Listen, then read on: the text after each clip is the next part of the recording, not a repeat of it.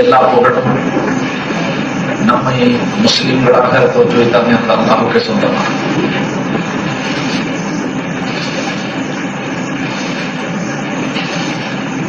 இன்னும் நம்மை தன்னுடைய ஹபீபாகிய நமது நாயகம் ஸல்லல்லாஹு அலைஹி வஸல்லம் அவர்களுடைய உம்மத்தினர்களாக தோற்றுவித்தாங்க அந்த அல்லாஹ்வுக்கு எல்லாம். இன்னும் புனிதமிக்க இந்த ரமதானுடைய மாதத்தை நமக்கு அருள்புரிந்து இந்த மாதத்திலே நம்மை ஹயாத்தாக்கி வைத்து நோன்பு நோக்கவும் தராவீஹ் தொழுகவும் மற்றும் நல்வழக்கங்களை செய்யவும் நமக்கு ஆர்வத்தையும் உற்சாகத்தையும் அருள் புரிந்த அல்லாஹ்வுக்கு எல்லாம்.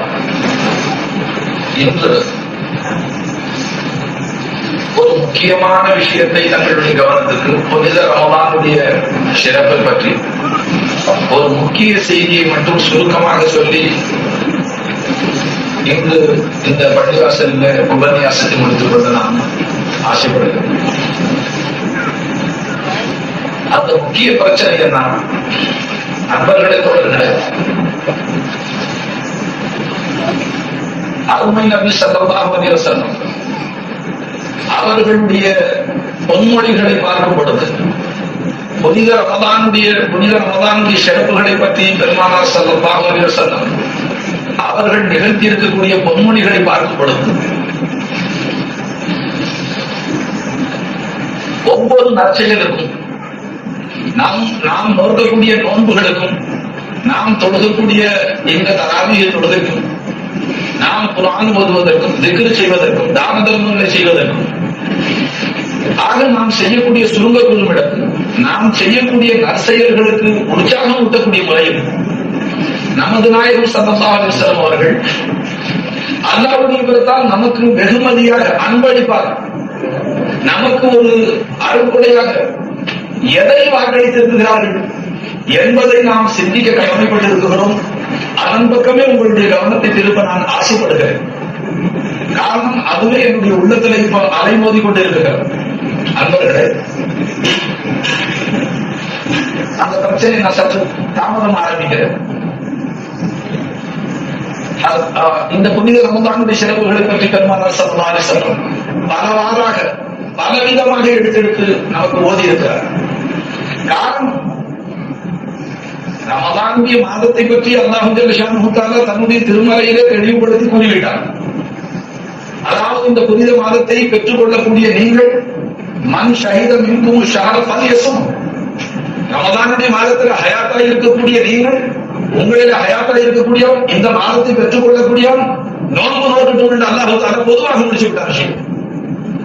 ஆக இந்த ஒரு ஆயத்து போதுமானதாக இருக்கிறது.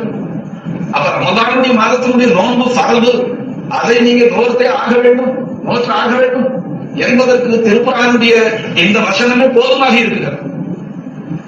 இதுவும் போட்டான் அல்லாஹ் ஜல்ல ஷானுஹு தஆலா, யா அய்யுஹல்லதீன ஆமனூ குத்திப அலைக்குமுஸ் ஸியாம், நோன்பு உங்கள் மீது விதிக்கப்பட்டிருக்கிறது என்று வேறொரு ஆயத்தை கொண்டு நோன்பு உங்கள் மீது நான் ஃபர்லாக்கி இருக்கிறேன் அதை தெரியப்படுத்திட்டாங்க.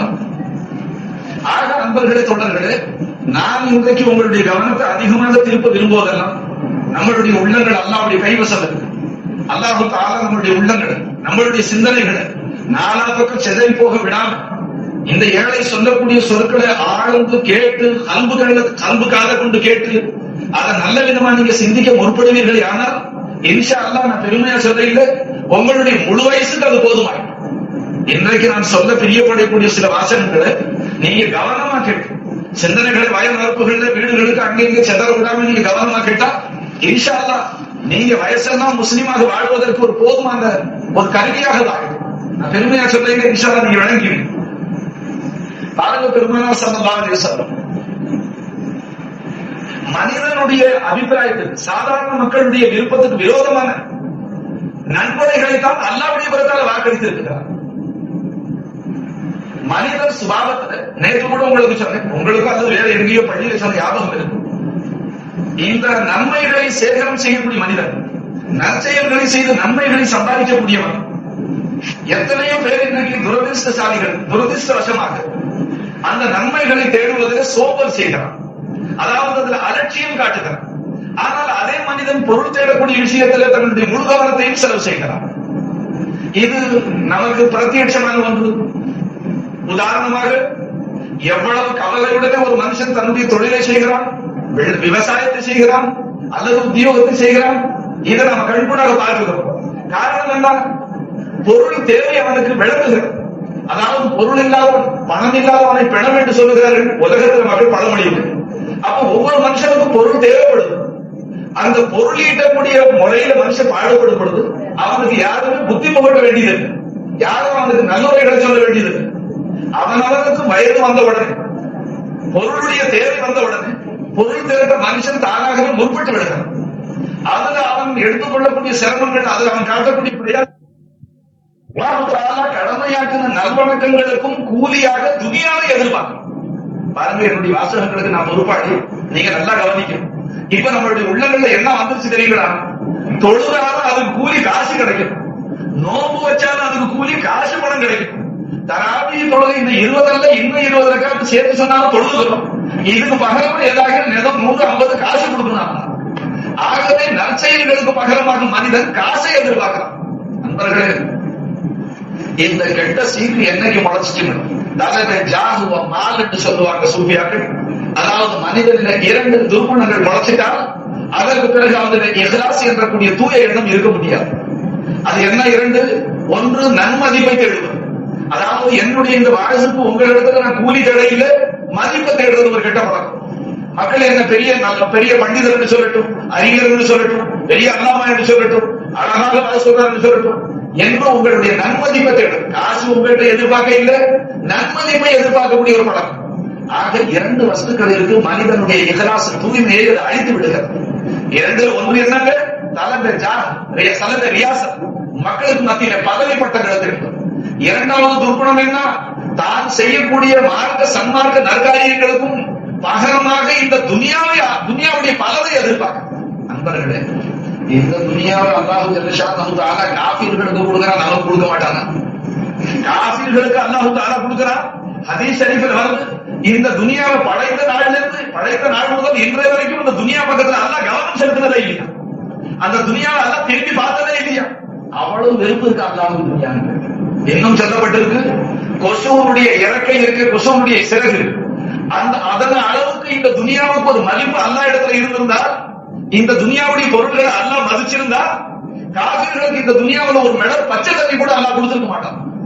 இந்த துனியாவுக்கு அல்லாஹ் இடத்துல மதிப்பு இருந்தா, கொசுவனுடைய இறக்கை அளவுக்கு சிறகு அளவுக்கு அல்லாஹ் இந்த துனியாவை மதிச்சிருந்தா, காஃபிர்களுக்கு அல்லாஹ் மெடல் பச்சை தண்ணீரை கொடுத்திருக்க மாட்டான் என்று சொல்கிறார்கள் பெருமானார் ஸல்லல்லாஹு அலைஹி வஸல்லம். அப்ப என்ன தெரிஞ்சுச்சுங்க? இந்த துனியாவுக்கு அல்லாஹ் இடத்துல மதிப்பே இல்லை. மதிப்புள்ளது ஒன்று இருந்தால் அது ஆகிரத்து மறுமை தான் அல்லாஹ் இடத்துல மதிப்பு வாய்ந்தது. அன்பர்களே, ஆனால் நம்மளுடைய நசீபுகள தன்மை, ஷைத்தானுடைய கஷ உஷாட்டங்கள், சகவாச தோஷங்களால நாம் என்ன ஆயிட்டோம் என்று கேட்டா, சன்மார்க்கத்தில் வற்புறுத்தப்பட்ட சன்மார்க்கத்தில் கொடுக்கப்பட்ட நற்காரியங்களை நன்மைகளை செய்யும் பொழுதும் அதற்கு பகரமாக பிரதிபலனாக நாம் என்ன எதிர்பார்க்கிறோம்? துனியா கிடைக்கணும். தொழுதோம் பரக்கத்து வரணும், நோம்பு வச்சோம் காசு கிடைக்கணும், தராவியை தொழுதோம் அதுக்கும் கொஞ்சம் துனியா கிடைக்கணும். ஆக அன்பர்களே, இது இருக்கு, இது வெறும் பைத்தியத்தை போல் பாருங்க. நல்லா சிந்தனையில வைங்க. துனியாவுக்காக, துனியாவுடைய காரியங்களுக்காக மார்க்க அனுஷ்டானங்களை செயல்படாதீர்கள். ஏன்? இந்த மார்க்க அனுஷ்டானங்கள் ஒரு பெரிய உயர்ந்த நோக்கத்துக்காக கொடுக்கப்பட்டது. அப்ப துனியாவை அல்லாஹ் கொடுக்க மாட்டான்னு நான் சொல்ல நண்பர்களே, தொழுகக்கூடியவனுக்கு அல்லாஹ் ரொம்ப மரியாதை செய்வாங்க. ஏன்? 5 நாளும் பள்ளிக்கு வரக்கூடியவனை அல்லாஹ் பட்டினியா போட மாட்டான். இது யாருக்கு?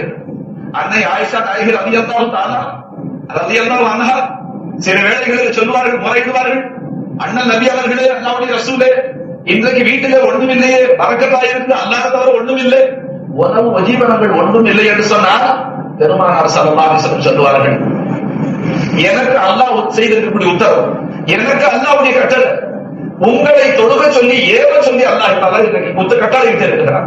வாங்கூர் அஹலக பிஸ்ஸலா, உங்களுடைய குடும்பத்தினர்களை நீங்கள் தொழுகும்படியாக ஏவுங்கள். வஸ்தபிர் அலைஹா, நபிய ஹபீபே நீங்களும் அதன் பேரில் தனிபாடாக இருங்கள். லா நஸ்அலுக ரிஸ்கன், உங்களிடத்துல நான் இடம் கேட்க இல்லை, நஹ்னு நர்சுக், நான் உங்களுக்கு ரிஸ்க் கொடுக்கிறேன் என்று அல்லாஹ் தஆலா வாக்களித்திருக்கிறான். ஆகவே ஆயிஷாவே, நீங்க தொழுது கொள்ளுங்க, அல்லாஹ் இடம் கொடுப்பார் என்று சொன்னார். அதனால் அன்பர்களே, நிச்சயமாக நான் சொல்றேன், உதாரணமாக சொன்னாலும் சிந்திச்சு பாருங்க. உங்கள் வீட்டுக்கு விருந்தாளியாக வரக்கூடிய ஒருவருக்கு நீங்கள் உணவளிக்கிறீர்கள். உங்கள் வீட்டுக்கு விருந்தாளியாக வரக்கூடிய ஒருவருக்கு உணவு கொடுக்கிறீங்க. அது உணவு கொடுக்க வசதி இல்லை, கடையில சாயம் வாங்கி கொடுப்ப கெட்ட கேடு. அதுவும் இல்லைன்னு சொன்ன பச்சை தண்ணி கொடுப்பேன், வெத்தலை பாக்கு கொடுப்பேன். ஆக அவனை வெறும் மனிதனாக அனுப்பி வெட்கப்படுது. ஏன் நம்ம வீட்டுக்கு பிறந்த விருந்தாளி நாங்க வெறுங்கையா எப்படி அனுப்புறது? அவனுக்கு எதுவும் கொடுக்காம எப்படி அனுப்புவது? வெட்கப்படுறதா இல்லைங்களா?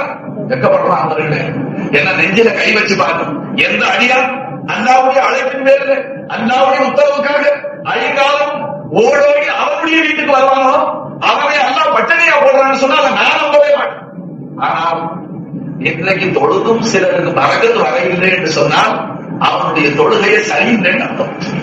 அந்த தொழுகை சரியில்லாத நிலையில இருக்கு, அறங்கோல நிலையில இருக்கு. நாம தொழுகிறது நமக்கு நம்ம கண்டுபிடிச்சோம். நிரப்பமில்லை, நிலை நிரப்பமில்லை, ருக்கு சுஜூது நிரப்பமில்லை, தொழுகையில் ஓதக்கூடிய வசனங்களில கவனம் இல்லை. அன்பர்களே, அல்லாஹ் ஜல்ல ஷானஹு தன்னுடைய சமூகத்துக்கு அடியார்களை அறிந்தாலும் அழைத்து நீங்க தொழுது கொள்ளுங்கோ என்று சொன்ன அந்த ரப்பு உங்களை பட்னியா போடுவான்னு சொல்லி உங்களுடைய உள்ளங்களில் ஒரு வசுவாஸ் உஷாட்டங்கள் இருந்தால் நிச்சயமாக அது இருக்குது. அது ரொம்ப வெட்கப்படத்தக்க செயல், கவலைப்படத்தக்க ஒரு செயலாகும். அல்லாஹ் ஜல்ல ஷானஹு தஆலா அப்படி தன் வீட்டுக்கு வரக்கூடிய விருந்தாளிகளை பட்டினி போடக்கூடியவன் அல்ல. சரித்திரம் சான்றாக, சரித்திரம் சாட்சியாக இருக்கிறது. எத்தனையோ மக்கள் வறுமையில இல்லாத நேரங்களில், வீடு காலியாக இருக்கிற நேரங்களில் தொழுது தொழுது அல்லாஹ் இடத்துல உணவு தேடி இருக்கிறார்கள். அல்லாஹ் தஆலா கொடுத்தே இருக்கிறார். ஒரு சஹாபியுடைய சம்பவம் நம்மளுக்கு சொல்ல கேளுங்க. ஹஜ்ரத் நுஅமான் பின் பஷீர் என்ற நபிகள் அவர்கள் வீட்டில வறுமை அதிகமாக இருந்துச்சு, உணவு இல்லாமல் இருந்துச்சு. அவர்களுடைய மனைவி சொன்னாங்க, நீங்க வெளியில போய் ஏதாவது பொருள் தேடி கொண்டு வாங்கன்னு சொல்றாங்க. அவர் வேலை கூலி வேலை செய்யலாம் என்று வெளியில புறப்பட்டார். கூலிக்காக ஆளுகள் நிற்கக்கூடிய இடத்துல போய் நின்றார். கூலிக்கு ஆள் நிற்கிற இடத்துல போய் நின்றார். யாரும் அவர் கூலிக்கு அழைக்க, யாரும் வேலைக்கு அழைக்க இல்லை. அப்ப அவர் பார்த்தார், அல்லாவுக்கு வேலை செய்வோமே, அல்லாவுக்கு தொண்டு செய்வோம், அல்லாவுக்கு ஊழியம் செய்வோம். மனிதனுக்கு ஊழியம் செய்யல, மனிதனை விட நன்றி உள்ளவன் அல்லாஹ்.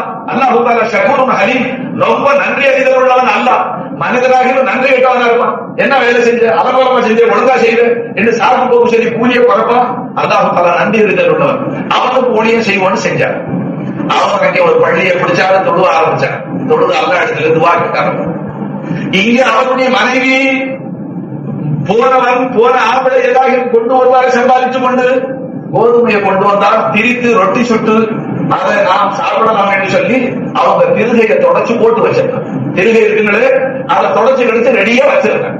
வச்சுக்கிட்டு அந்த சீதேவி தானும் தகவீர் ரெடி தொழுக ஆரம்பிச்சிருக்காங்க. தொழுது அல்லாஹ்விடத்துல துஆ கேட்டாங்க, யா அல்லாஹ் ஒன்ன நாங்க ரப்பில் ஆலமீன் என்று சொல்றோம். ஒவ்வொரு ரக்காத்திலையும் கை கட்டி நின்று ரப்பில் ஆலமீன், சர்வ கோடி ஜீவராசிகளுக்கும் ஒன்னை ரப்பு என்று சொல்றோம். எனக்கும் எங்க புருஷனுக்கும் எங்க பிள்ளைகளுக்கும் ரப்பு நீதானே அல்லாஹ், நீ எவனம் அளிக்காவிட்டால் எங்க கதி எப்படி ஆகும் என்று அவர்கள் மனமுழுத அல்லாஹ் இடத்துல பிரார்த்தித்தார்கள். அல்லாஹ் இடத்துல துஆ கேட்டாங்க. அங்கே பள்ளிவாசலுக்கு போய் தொழுத அந்த மனுஷன் அவரும் தொழுது அல்லாஹ் இடத்துல கேட்கிறார், யா அல்லாஹ் எங்களுக்கு எவனும் நீ கொடு, வேலைக்கு போன வேலையை கிடைக்கிட்டு உன்னுடைய குதிரத்தை கொண்டு ரிஸ்க் கொண்டு கேட்டார். அவர் தான் தொழுது முடிச்சு விட்டு துஆவை கேட்டுவிட்டு வீட்டுக்கு வந்தார். அவர் வீட்டுக்கு வந்தால் இங்கே அடுப்பு பற்ற வைக்கப்பட்டிருக்கு, அடுப்பு எரியுது, ரொட்டி சுடப்பட்டிருக்கு. மக்கள் எல்லாம் ரொட்டியை பித்து சாப்பிட்டு கொண்டு சந்தோஷமாக பிள்ளைகள் எல்லாம் விளையாடி கொண்டு இருந்தார். அதை பார்த்து அவர் தன்னுடைய மனைவி இடத்துல கேட்டார், இது என்ன ஆச்சரியமா இருக்கு, எங்க இருந்து ரிஸ்க் வந்துச்சு, யார் அனுப்பிச்சா என்னான்னு கேட்டார். அதுக்கு அந்த பெண்மணி அழைச்சிக்கிட்டு போய் புருஷன் இதோ இந்த திருகையை பாருங்கன்னு சொன்னாங்க. என்ன அங்கே சம்பவம் நடக்குதுன்னு கேட்டா, அந்த போடப்பட்ட திருகை அல்லாஹ்வுடைய வீட்டுல மெம்பர்ல உட்கார்ந்து ஈமானுடைய பேச்சு சொல்லும் போது வசுவாசம் வரப்படும். கல்வில வசுவாசம் வந்தா ஈமான்ல குறவு இருக்குன்னு அர்த்தம். அதாவது சைத்தான் கூடவே இருக்கிறான்னு அர்த்தம்.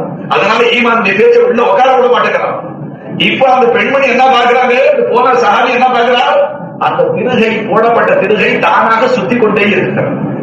அதுல ஏதோ ஒரு கை மர்மமான ரகசியமான மர்மமான கை கோதுமை அள்ளி உள்ள போட்டுக்கிட்டே இருக்கு. ஆக திருகையிலிருந்து மாவு வெளியில கொட்டிக்கிட்டே இருக்கு. அந்த பெண்மணி மாவை குழைத்து ரொட்டிகளை சுட்டு மக்களுக்கு பசியாக்கி கொண்டு இருந்தாங்க. இந்த ஆச்சரியத்தை சஹாபி பார்த்தார். ரொம்ப நேரம் பார்த்தாலும் அவருக்கு ஆச்சரியம் தாங்கல. ஆமா, இதுல யாரு கோதுமை போடுறா, எங்க இருந்து மாவு வருது, ஆச்சரியமா இருக்குன்னு சொல்லி திருகையில 2 கட்டு இல்லைங்களா, ஒண்ணு கீழே ஒரு கல்லு மேல ஒரு கல்லு, மேல இருக்கிற கல்ல அப்படி தூக்கி பார்த்துட்டு வச்சாரு, மாவு வர்றது 2 போச்சு. ஏன்னா அல்லாவுடைய குதிரத்தை கொஞ்சம் சந்தேகப்பட்டார், குதிரத்தை 2 போச்சு. ஏன்னா அல்லாவுடைய குதிரத்தை கொண்டு மாவு வந்துகிட்டு இருந்தது ஆச்சரியப்பட்டார். எப்படியப்பா இது தானாக மாவு வருது, இது என்ன ரகசியம்? மேல திருடைய தூக்கி பார்த்து வச்சாரு, மாவு நின்று போச்சு. மறுநாள் அந்த சம்பவத்தை அருமை நபி ஸல்லல்லாஹு அலைஹி வஸல்லம் சொன்னார்கள். நாயகமே, நேற்று எங்க வீட்டுல ரொம்ப வறுமை இருந்துச்சு, பசி கொடுமை இருந்துச்சு, அல்லாஹ் ஜல்ல ஷானஹு இப்படி ஆச்சரியமாக எங்களுக்கு மாவு கொடுத்தான். திருகை தானாக சுழந்து கொண்டு இருந்தது, அதிலிருந்து மாவு கொட்டி கொண்டே இருந்துச்சு. இந்த ஆச்சரியத்தை பார்த்துவிட்டு நான் எப்படி வருதுன்னு சொல்லி எடுத்து பார்த்துவிட்டு வச்சேன், அது நின்று விட்டது என்று சொன்னாங்க. அப்ப ஸல்லல்லாஹு அலைஹி வஸல்லம் சொன்னார்கள், நீங்கள் அல்லாஹ்வுடைய குதிரத்தில் ஆச்சரியப்பட்டதை எடுத்து பார்க்காம விட்டிருந்தால் கியாமத் நாள் வரைக்கும் அந்த திருகை சுத்தி கொண்டே இருந்திருக்கும். மக்கள் அந்த மாவை அனுபவித்துக் கொண்டு மாவை எடுத்து மக்கள் பயன்படுத்தி இருப்பார்கள் என்று சொன்னார். நண்பர்களே, இது ஈமான், இது இஸ்லாம். ஆனா நீ தொழுது கொண்டு சொல்ற தொழுதா சரியா போச்சா? தொழுதா அந்த கூரையை பொத்துக்கிட்டு போடுவான் ஆண்டவன், தொழுதுகிட்டே இருந்து அல்லாஹ் கொடுத்துருவானா? நண்பர்களே, இப்ப ரொம்ப பேர் ஈமான்ல விலகினம் வந்திருக்கு. என்ன விலகினம் வந்திருக்கு? நம்மளுடைய கையை கால ஆட்டுறதுலதான் காரியம் நடக்குதுன்னு நினைச்சுக்கிட்டு இருக்கிறோம். கையை கால ஆட்டும் போது வேண்டாம் என்று சொல்ல இல்லை. ஏன்னா துனியா ஆலமே அஸ்பா, துனியா காரண உலகம். இந்த காரண உலகத்துல ஏதாகிலும் செய்யுங்க, விவசாயம் செய்யுங்க, வியாபாரம் செய்யுங்க, ஏதாகிலும் உத்தியோகம் செய்யுங்க, வேண்டாம் என்று சன்மார்க்கம் தடுக்க இல்லை. ஏன்? உனக்கு அல்லாஹ்வுடைய ஸாத்துல நம்பிக்கை குறைவு இருக்கிறதுனால ஏதாகிலும் ஒரு காரணம் இருந்தால் தான் நம்பிக்கை இருக்கும். நம்மளுடைய ஈமான் எப்படி தெரியுங்களா? பத்தாயிரத்தை தட்டி தட்டி பார்க்கணும். மேல 2 உரை காலியா இருக்கு, சைத்தம் உள்ள குழப்பத்தை போடணும். இன்னும் அடுத்த நெல்லு வர்றதுக்கு மாசம் 10 இருக்கு, மேல இப்பவே 2 உரை காலியா இருக்கு. சொச்ச மாசம் எப்படி போகும்? நண்பர்களே, அல்லாஹ் இருக்கிறான், அல்லாஹ் ஹயாத்தா இருக்கிறான். அவன் கூவி கூவி அழைத்துக் கொண்டிருக்கிறான். அழியாது என்ன பூமியில குனிஞ்சு பாக்கு, உன்னுடைய ரிஸ்க் வானத்தில் வச்சிருக்கிறேன். உங்களுக்கு வாக்களிக்கப்பட்டது வானத்தில் இருக்கு. அதனாலதான் ஹைதானுடைய வாயை கீழ் நோக்கி வச்சாங்க. ஆடு மாடு மிருகங்களுடைய வாயை பாருங்க, பூமியை பார்த்துக்கிட்டே இருக்கான். நண்பர்களே, மனிதனுடைய முகத்தை மேல் நோக்கி வச்சால்தான். ஏன்? இவன் உணவு தேவை வந்துச்சு, கஷ்டம் வந்துச்சு, முகத்தை மேல பாக்குறான்ல. நீ கொடுக்குற கேள்வி எப்படி அல்ல மேல பாக்குற சுபா மனுஷன் இருக்கு. ஏன் மனுஷன் எங்க இருக்கு? வானத்துல இருக்கிற அல்லாஹ் ஷானஹு சொல்லுகிறான். நண்பர்களே, அல்லாஹ் இடத்துல வாங்குற முறை தெரியாம நாம் தடுமாறி கொண்டே இருக்கிறோம். அதாவது செஞ்சா 2 பேர் 1 வேலை செய்யணும். சில பேர் என்ன செய்யறான், அதுவும் முறையோட செஞ்சா அல்லாஹ் கட்டாயமா கொடுப்பான். ஒரு முறை என்ன இருக்குங்க, தவக்குல் தர்கே அஸ்பாப். அதாவது காரணங்களை எல்லாம் விட்டொழித்து விடுவார். கடையும் வைக்கிறதில்லை, வியாபாரம் செய்யறதில்லை, விவசாயம் செய்யறதில்லை, உத்தியோகம் செய்யறதில்லை, அல்லாஹ் கொடுத்தா திக்கிறது இல்ல, பட்டியா கிடக்கிறது. இது மார்க்கத்துல ஜாயிஸ் கூடாது என்ற ஒரு சட்டம் இல்லை.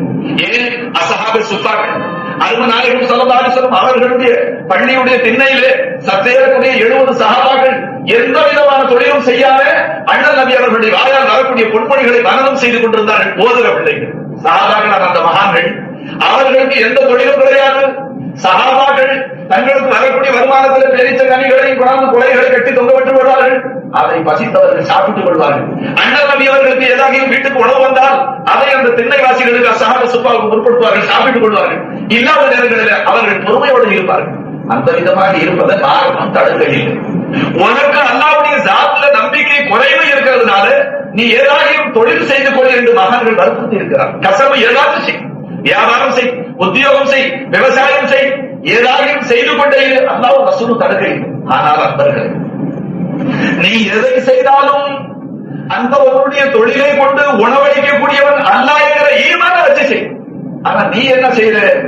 1 லட்சம் ரூபாய் அல்லாஹ் கொடுத்தா அதுல ஒரு கடையை வச்ச உடனே அல்லாஹ் அன்னைக்கே கைவிட்டுற. கடை திறக்கிற அன்னைக்கே தொழுகை கிடையாது. அவன் என்ன நினைக்கிறான்? 1 லட்சம் ரூபாய்க்கு தொழில் வச்சிருக்கிற, இனிமே எனக்கு என்னதுக்கு அல்லாஹ் நவுதுபில்லா நாங்களே கூப்பிடுறேன். நான் சொல்ல இல்லை, மனித சுபாவத்தை சொல்றேன். இவ்வளவு பெரிய கடை இருக்கு, இதை கொண்டு சம்பாதிச்சு பொழைச்சுக்கிறேன். அல்லாஹ் எல்லாத்துக்கிட்ட அன்னைக்கே அல்லாஹ் கைவிடுறான். அப்ப அல்லாஹ் ஜல்ல ஷானஹு தஆலா அவ்வளவு 1 லட்சம் ரூபாய்க்கு சரக்கு போட்டுக்கிட்டு ஈ ஓட்டுற மாதிரி ஆள் வச்சிருக்கான். உட்காந்துக்கிட்டு ஈ ஓட்டிக்கிட்டே உட்காந்து இருக்கிற சரக்கு பார்த்துக்கிட்டே உட்காந்துருக்கான். அப்ப என்ன ஆகுதுங்க?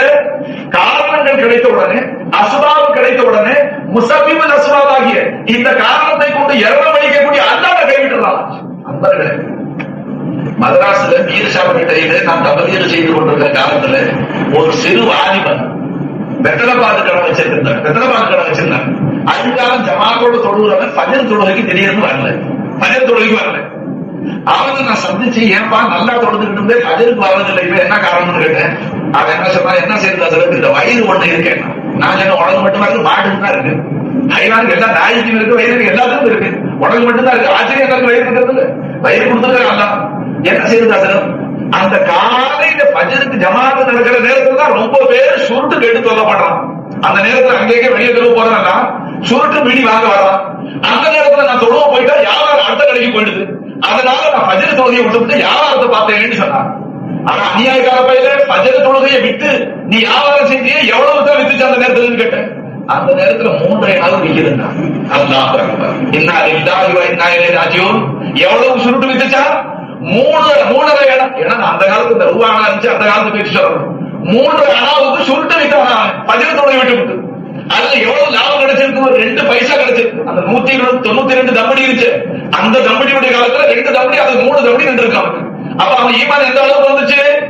நாம கடையை வச்சு கடையை திறந்து குறைச்சுக்கணுமே தவிர அல்லாஹ் நம்பிட்டு நான் எப்படி முடியும்? ஃபஜ்ர் தொழுகை விட்டா 3 பைசா காசுக்கான் விளங்குச்சுங்களா? அந்த மாதிரி ஒரு அல்ப குட்டி நம்மள வந்துருச்சுங்க. சைத்தான் நம்மள அந்த மாதிரி உஷாட்டங்களை போட்டு அது பள்ளியாச்சுக்கு போயிட்டு வந்துட்டு இருந்தா நோம்பு வச்சிருந்தா சரியா போச்சா? இப்ப அந்த மாதிரி ஒருத்தனை கெடுக்கிறான். தகப்ப பிள்ளைய கெடுக்கிறான், பிள்ளை தகப்பனை கெடுக்கிறான், புருஷ பெஞ்சாதியை கெடுக்கிறான். அல்லாஹ்வுக்காக கருணை காட்டுங்க நண்பர்களே. அஸ்பாப் இருக்குங்களே, காரணங்கள் இருக்கு. இது ஒரு வலை மாதிரிங்க. கடை இருக்கு, அது ஒரு வலை. செம்படவன் மலை எடுத்துட்டு போறான ரிஸ்க் தேடுறதுக்கு, சம்பாதிக்க போறான நண்பர்களே. அவன் சம்பாதிக்க போகும் பொழுது வலையில மீனை மாட்டிக்கிட்ட போறான். இல்லைங்க, வெறும் வலையை தான் தூக்கிட்டு போறான். ஓய் பிஸ்மில்லாஹி தவக்கல்து அலல்லாஹி வலைய வீசுறான் இல்லைங்களா? அந்த வலை இறங்கும் பொழுது அவனுக்கு ரிஸ்க் அல்லாஹ் கொடுக்க நாடி இருப்பானே. ஆனால் அந்த வலை இறங்குது பாருங்க, அந்த வலைக்கு வெளியில மேயக்கூடிய மீனை மலைக்குள்ள உள்ள தள்ளி விட்டுறாங்க. மலைக்குள்ளால தள்ளி விட்டுருவாங்க. அவனை வெறும் ஆள ஆக்கணும், நிலத்தரத்துல போடணும் அல்லாஹ் நாடி இருந்தா அந்த வலை இறங்குற இடத்துல உள்ள இருக்கிற மீனையும் மலைக்கு வெளியில தோத்து விட்டுவாங்க. விளங்குதுங்களா? ரிஸ்க் கொடுக்கறது அல்லாஹ் கையில இருக்கு, வலையில இல்ல. அல்லாஹ் தஆலா வலை இருக்கு, அது உன்னுடைய சேவை. நீ கொண்டு போய் அதை வீசு. உனக்கு நிர்ணயிக்கப்பட்ட, உனக்கு அழகப்பட்ட, உனக்காக எழுதப்பட்ட ரிஸ்க் கட்டாயமாக அந்த வலை மூலியமாக அல்லாஹ் கொடுப்பார். அப்போ செம்படவனுக்கு வலை எப்படி இருக்கோ அதே விதமாக நமக்கு நம்ம விவசாயமும் வலை தான், நாம வச்சிருக்கிற கலையும் ஒரு வலை தான்.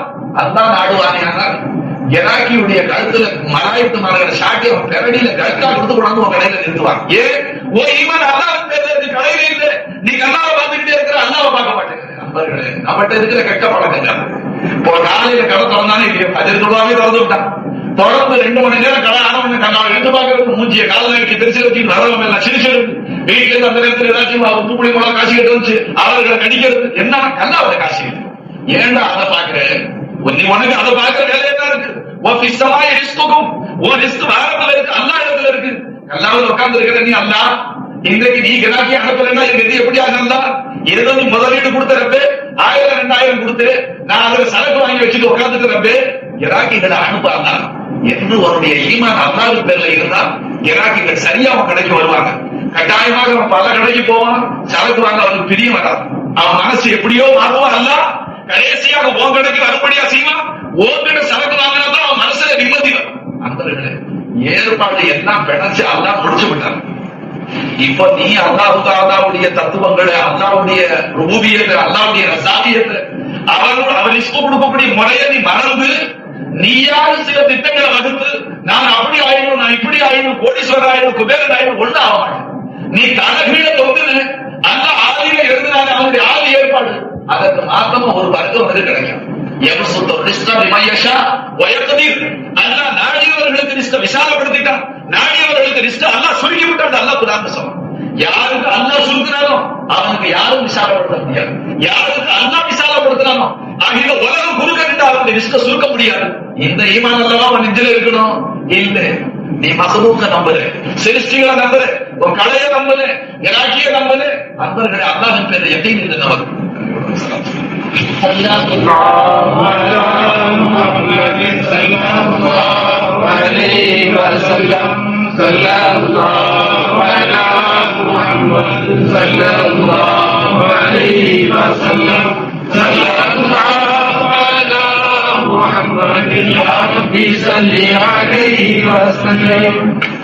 நான் உங்களுக்கு சொல்ல நாடிய கருத்து வேற. இதை முகவுரையாக ஒரு முன்னுரையாக இதை எதுக்கு சொல்லிக்கிட்டேன்னு கேட்டா, அதாவது நீங்க செய்ய ஈமான கொண்டு அல்லாஹ் வணங்கக்கூடிய நீங்க உங்களுடைய இரண பிரச்சனையை அல்லாஹ் கிட்ட விட்டுக்கணும். உங்களிடத்துல அல்லாஹ் கேட்டுக்கொண்டதை நீங்க காட்டுங்க, உங்களுடைய சாமர்த்தியத்தை நீங்க காட்டுங்க. உன்னிடத்துல அல்லாஹ் கேட்டுக்கொண்ட வணக்கங்களை நீ கைவிட்டு அவன் பிழையேற்றுக் கொண்ட எண்ணத்துக்காக நீ பாடுபடுவது உன்னுடைய உள்ளம், உன்னுடைய அகம் அது இருந்து விட்டது அல்லது அது தூர்ந்து போச்சு, குருடா போச்சு. நண்பர்களே, புத்திசாலித்தனம் என்ன? வீட்டுல இருக்கிற பெஞ்சாதிக்கு ஒரு பொறுப்பு இருக்கு, புருஷனுக்கு ஒரு பொறுப்பு இருக்கு. பெஞ்சாதிக்கு என்ன சொன்னாங்க? கொண்டாந்து கொடுத்தது ஒழுங்கா ஆக்கி, கொண்டாந்து கொடுத்ததை ஒழுங்கா ஆக்கி வை. அவன் என்ன சொல்றான்? கொண்டாந்து கொடுத்ததெல்லாம் விட்டு விட்டு இல்லாததெல்லாம் கேட்கிறான். தன் இஷ்டத்துக்கு பலதை கேட்கிறான். சச்சல் வருமானதா வரும். நீங்க உங்க குழந்தைகளை பள்ளிக்கூடத்தில் அனுப்பும் போது போய் ஒழுங்கா படிச்சுட்டு வான்னு சொல்லிட்டு ஆரம்ப உட்கார்ந்துக்கிட்டு படிச்சுக்கிட்டு 12 மணிக்கு வந்தா என்ன செய்யுது? வீட்டுல மிளகா இல்ல, உப்பு இல்ல, புளி இல்ல, படிச்சுட்டு இருந்தா சரியா போச்சான்னு கேட்டா கண்ணத்துல ஆறிவேன். நீ என்ன சொல்லுவ? நீ போய் கரெக்டா படிச்சுட்டு 12 மணிக்கு வாடா, மதரசாவுக்கு போய் ஓதி விட்டு வா. பசிச்ச நேரத்துல சோறு வைக்கலாம், ஏன்டா பெத்தேன்னு கேடு. சொல்லுவாங்க சொல்ல மாட்டானா? ஏன்டா பெத்த என்னன்னு கேடு. சொல்லுவாங்க சொல்ல மாட்டானா மனுஷன்? எப்போ உனக்குள்ள வேலையை ஒழுங்கா பாரப்பா, அந்த நேரம் வந்தவன சோறு போடணும்னா பாரமா கேடு. நண்பர்களே, அப்பதாங்க கேட்கிற உரிமை இருக்கு. அவன் சோம்பேறி பையன் படிக்க போக சொன்னா உப்பு இல்லையே, மிளகா இல்லையே, அது இல்லையே, இது இல்லையேன்னு சொல்றான். இந்த சின்ன உதாரணம் என்னதுன்னு சொன்னேன். பெரியவர்களாகினா வயது வந்த நாம் அல்லாஹு தஆலா என் அடியார்களே உங்களுக்கு ஏறணும் நான் கொடுக்கிறேன், என்னுடைய வணக்கத்துக்கு நீங்க குறைவு செய்யாத, நான் சொன்னபடி ஒழுங்கா ஈமான் கொண்டு நேர்மையா வணங்கி கொண்டு இருங்க, உங்களுடைய வாழ்க்கையை நான் மாத்துறேன், உங்க வாழ்க்கையில வசதியை உண்டாக்குறேன், விசாலத்தை கொடுக்கிறேன், உன் தரித்திரத்தை நீக்கிறேன், உனக்கு ஏராளமா கொடுக்கிறேன், அல்லாஹ் வாக்களிச்சிருக்கிறான். ஆனா இவன் என்ன செய்யறான்? ஆண்டவரே உன் வணக்கத்தை நாங்க செய்ய மாட்டோம், இரணத்தை நாங்கள் தேடிக்கொள்வோம் என்று வணக்க வழிபாடுகளை விட்டு தான் கையால முளைச்சுக்க வேண்டும் சொன்னானே. அதனால இன்னைக்கு கெட்டுக்கொண்டே இருக்கு. நண்பர்களை கெட்டு போறது காரணம் என்ன? தன் கையால எனக்கு உதவிங்கிறான். அல்லாஹ்வுடைய தயவுல எனக்கு நம்பிக்கை. இது எதனால வந்தது? காபீர்களுடைய சகவாச தோஷத்தினால.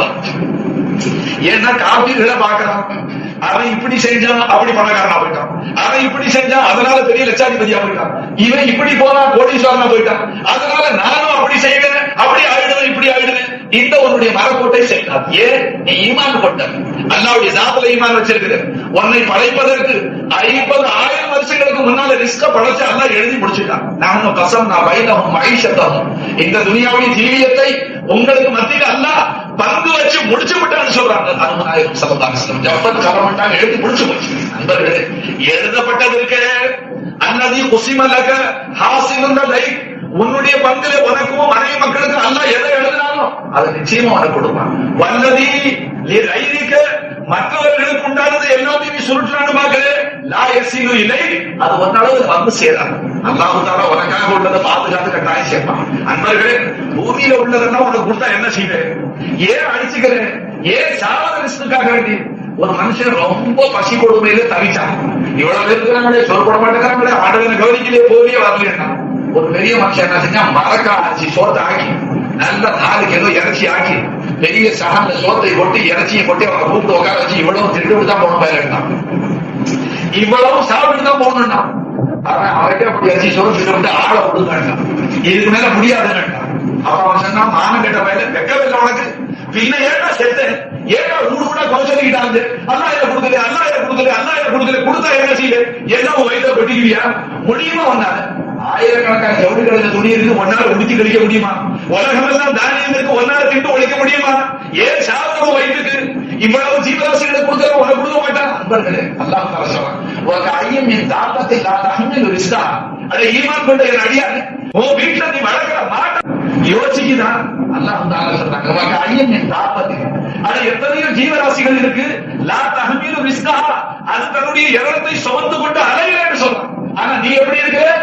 இன்னும் இப்ப இருக்கிற 20 காலத்தை நீ நிச்சயமா திம்பியா? அதுக்கு முந்தி மௌத்தா போய் 7 சாத்தியாருக்கு ஊரு குடி திம்பானா உனக்கே தெரியாது. நண்பர்களே, ஆனா எப்ப பார்த்தாலும் நப்சுல புரட்சி, எப்ப பார்த்தாலும் கவலை. இது ஷைத்தானுடைய பெரிய கெட்ட செய்திங்க. ஈசா அலைஹிஸ்ஸலாம் அவர்களை கூப்பிட்டு அல்லாஹ் சொன்னான், ஈசாவே உங்களுடைய உம்மத்தை கேளுங்க, உங்களுடைய அடியார்கள் உங்களுடைய உம்மத்தை கேளுங்க, நாளைக்கு செய்ய வேண்டிய வணக்கத்தை இன்னைக்கு செய்யும்படியாக நான் நிர்பந்திக்க இல்லையே. நாளைக்கு நீ தொழுவ வேண்டிய தொழுவைய அட்வான்ஸா இன்னைக்கே தொழுதுருப்பா, நாளைக்கு நீ தொழுவ வேண்டிய எனக்கு என்ன நம்பிக்கை, அதனால நீ இன்னைக்கே தொழுதுன்னு நான் சொல்லுவியே. அப்படி எல்லாம் சொல்லியிருக்கிறான். நாளைக்கு தராவி இன்னைக்கு தொழுவ சொல்லலாம், நாளைக்கு ஃபஜ்ரை இன்னைக்கு தொழுவ சொல்லலாம்.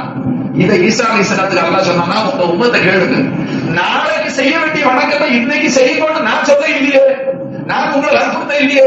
அப்படி இருக்க நாளைக்கு வேண்டிய ரிஸ்கை இன்னைக்கு ஏன் கேட்கிறேன் கேட்கலாம்.